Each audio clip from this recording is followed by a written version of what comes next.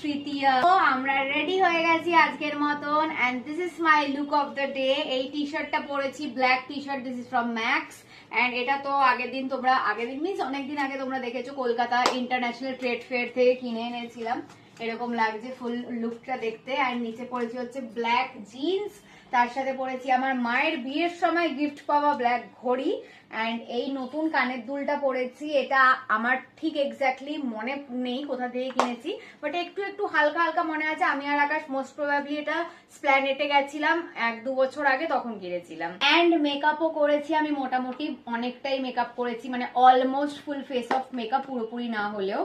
And nude lips করেছি, একটুখানি eyeshadow, brown eyeshadow and black kajal look টাইপের একটা করেছি, and a bit of blush and highlighter as always. T শার্টটা আগের বছরের টি শার্ট এটা, আর প্যান্টটা জাস্ট নতুন এই বছরের, বাবাই যেটা কিনে দিয়েছে এই প্যান্টটা। এটা কোথা থেকে কিনলাম প্যান্টটা? টি শার্টটা হচ্ছে ম্যাক্সের থেকে, আগের বছরে একবারই পরেছিল, তারপরে আর পরা হয়নি, তাই এই বছরে একটু রিপিট করছে।